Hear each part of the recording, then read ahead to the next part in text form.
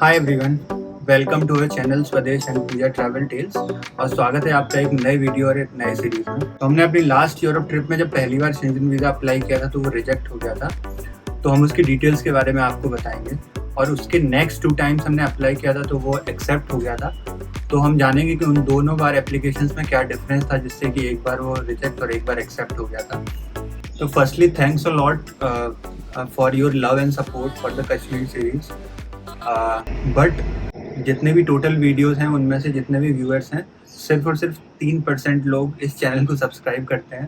तो प्लीज़ आपसे रिक्वेस्ट है कि इसको सब्सक्राइब जरूर करें, नहीं तो जो हमारे जैसे छोटे चैनल्स हैं वो कभी आगे नहीं बढ़ पाएंगे, क्योंकि एल्गोरिदम्स ऑलरेडी बड़े और पॉपुलर चैनल्स को प्रेफरेंस देते हैं। तो please subscribe and like to this channel आगे बढ़ने से पहले। ओके, तो आप टॉपिक पे वापस आते हैं। तो हमारे एप्लीकेशन के लगभग 2 वीक बाद हमें ये लेटर मिला, जो कि आप लेटर देख सकते हैं स्क्रीन पे, और रीज़न मेंशन था the justification of purpose and the conditions of stay were not reliable. तो इस स्टेटमेंट को और ध्यान से समझते हैं। इसके 2 पार्ट हैं। जस्टिफिकेशन ऑफ पर्पस मतलब मैंने जो भी पर्पस लिखा था अपने ट्रिप के लिए वो उनको ठीक नहीं लगा, और जो मैंने कंडीशंस ऑफ स्टे अपने लेटर या अपनी एप्लीकेशन में बताई थी वो ठीक नहीं लगा।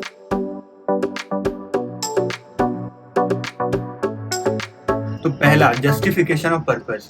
जस्टिफिकेशन ऑफ पर्पस आप सिर्फ और सिर्फ कवर लेटर में लिखते हैं, तो इसका मतलब है कुछ ना कुछ प्रॉब्लम मेरे कवर लेटर में रही होगी। और दूसरा है कंडीशंस ऑफ स्टे।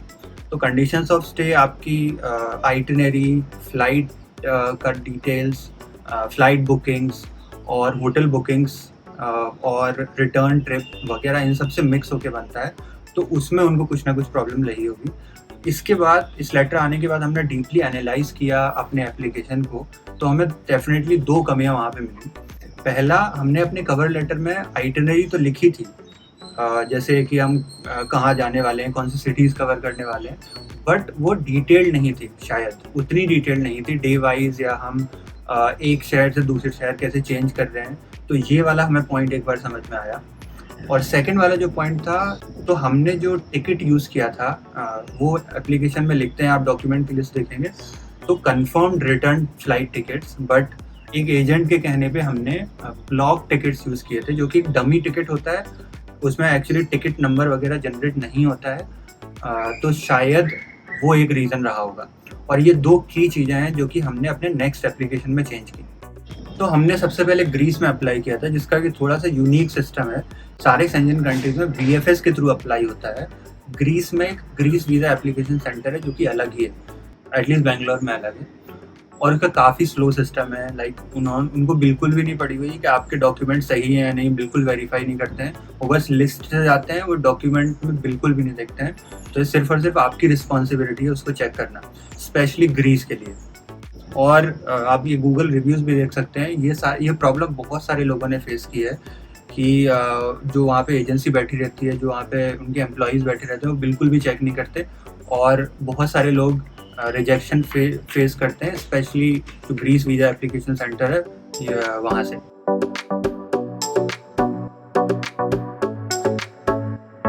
तो अब आते हैं सेकंड सेक्शन पे, कुछ इम्पॉर्टेंट डॉक्यूमेंट्स के बारे में। मैं सारे डॉक्यूमेंट का लिस्ट नहीं दूंगा, बट आपको जो कि रेडली किसी भी वेबसाइट पे मिल जाएगी। बट मेन चीज़ें जो एक यूरोपियन वीज़ा के लिए, विजिटर वीज़ा के लिए आपको चाहिए होती है, वो कि पहला है, आपको एक कवर लेटर चाहिए होता है जिसमें कि आपको पूरा डिटेल्स अपने ट्रिप के बारे में देना होता है। अगर आप एक कंट्री से दूसरी कंट्री जा रहे हैं तो कैसे जा रहे हैं, ट्रेन से जा रहे हैं, फ्लाइट से जा रहे हैं। मैं बोलूँगा कि आप जितना डिटेल्ड में अपना आइटिनरी हो सके वो लिखें, और डे वाइज नहीं, आप आवर वाइज लिखें। अगर एक दिन में आप 2 शहर चेंज कर रहे हैं या कुछ एक्टिविटीज़ कर रहे हैं तो उनके भी डिटेल्स दें। सेकंड होता है इंश्योरेंस।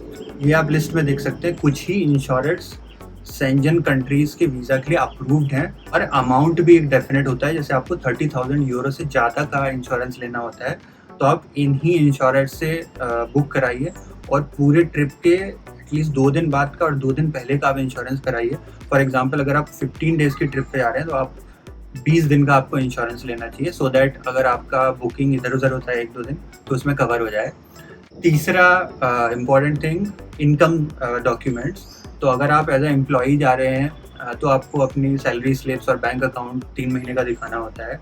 तो एक थंब रूल है कि आप जितने भी दिन के ट्रिप पे जा रहे हैं, आपको लास्ट 3 या 6 महीने में मिनिमम अकाउंट बैलेंस अपने अकाउंट में 100 यूरो पर डे से ज़्यादा का दिखाना होता है, विच इज़ अराउंड 10,000 रुपये पर डे। तो अगर आप 15 दिन के ट्रिप पे जा रहे हैं तो लास्ट 3 महीने का मिनिमम बैलेंस 1.5 लाख रुपये दिखना चाहिए। ऐसा नहीं हो सकता कि आप 10 दिन पहले उसमें 2 लाख या 3 लाख ट्रांसफ़र कर दें और सोचें कि ये सही है, तो वो उस रीज़न से एक रीज़न हो सकता है वीज़ा ऑफिसर को ये देखने का, तो ये बात ध्यान रखें।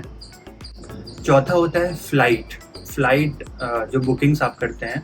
आपको बहुत सारे लोग बोलेंगे कि आप फॉर एग्ज़ाम्पल ब्लॉक टिकट कर सकते हैं, एक डमी पीएनआर वगैरह बना सकते हैं, बट ये बिल्कुल मत करना। मैं आपको बताऊंगा कि आप ज़ीरो कॉस्ट में कैसे एक एयरलाइन की वेबसाइट पे जाके बुक कर सकते हैं, जो कि फुली रिफंडेबल होता है। तो इनकेस अगर वो महंगा पड़ रहा है, आप बुकिंग के लिए कर सकते हैं, और बाद में अगर आपको लगे कि फ़्लाइट सस्ती हो चुकी है तो आप वो टिकट कैंसिल करके नया टिकट भी बुक कर सकते हैं। आप बिल्कुल भी डमी पीएनआर कभी मत बुक करना।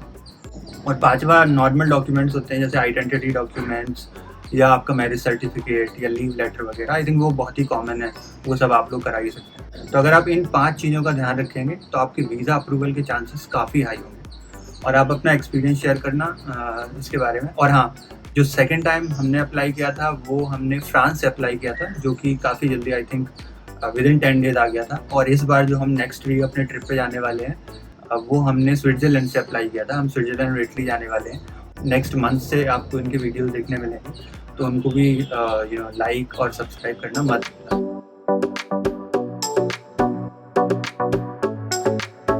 इस सेक्शन पे भी आते हैं कि कॉमन रिजेक्शन रीजन्स क्या होते हैं। तो आप इस फॉर्म में देख सकते हैं, जो फॉर एग्जांपल 10 रीजन मेंशन्ड है। सारे आई थिंक रिजेक्शन रीजन सारे सेंजन कंट्रीज में सेम ही होता है। तो आप लिस्ट बाई लिस्ट देखेंगे तो आप जान पाएंगे कि मुझे क्या गलतियां नहीं करनी है, जो कि वीज़ा ऑफिसर्स देखते हैं। पहला फॉर एग्जांपल कि आपने फॉल्स डॉक्यूमेंट्स देते हैं, तो सेल्फ एक्सप्लेनेटरी है कि आपको फॉल्स डॉक्यूमेंट्स नहीं देने हैं। सेकंड है कि आपने जस्टिफिकेशन और पर्पज़ ही नहीं दिया, तो आपके कवर लेटर में आपने लिखा ही नहीं आप क्यों जाना चाहते हैं। तो आई थिंक ये वाली गलती भी आपसे नहीं होगी मोस्टली। और तीसरा है कि आपने अपने इनकम डॉक्यूमेंट्स प्रॉपरली नहीं लिए, which is means of subsistence, जो कि मैंने आपको बताया कि रनिंग अकाउंट में कितना पैसा होना चाहिए, और 100 यूरो पर डे का जो हमने रूल बताया आपको। और चौथा है कि आप 6 मंथ्स में, लास्ट 6 मंथ्स में 3 महीने ऑलरेडी रुक सकते हैं। तो आपको वेट करना पड़ेगा। अगर आप 3 महीने रुक चुके हैं 6 महीने तक का, उसके बाद आप रीअप्लाई कर सकते हैं। या फिर जो कि 5वां और 6वां है, इसमें अगर आप अपने वीज़ा पे ओवर स्टे किए हैं तो उनमें आप जो सेंजन कंट्रीज़ का सिस्टम है, जो कि सारे आई थिंक 20 to 23 कंट्रीज़ के लिए सेम होता है, वो आपके पासपोर्ट के अगेंस्ट एक अलर्ट इशू कर देते हैं।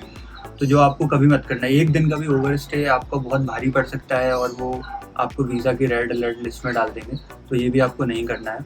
नेक्स्ट रीज़न है, वो भी सेल्फ एक्सप्लेनेटरी है कि आपके पास वैलिड इंश्योरेंस होना चाहिए, अमाउंट 30,000 यूरो का होना चाहिए, और जो अप्रूव्ड लिस्ट है इंश्योरेंस की उन्हीं से करना चाहिए। मेरा वाला रीज़न था, उसका तो मैंने डिटेल में बता ही दिया कि जस्टिफिकेशन ऑफ पर्पस और कंडीशंस ऑफ इंटेंडेड स्टे। 10 वाला इंडियंस के लिए अप्लाई नहीं होता है, क्योंकि वीज़ा ऑन अराइवल नहीं मिलता है इंडियंस को। और 11 है, अगर आपका वीज़ा आपने ले लिया हो और आप उसको रिवोक कराना चाहते हैं तो उसके लिए। तो थैंक यू। फिर से please like and subscribe to this channel. Thank you.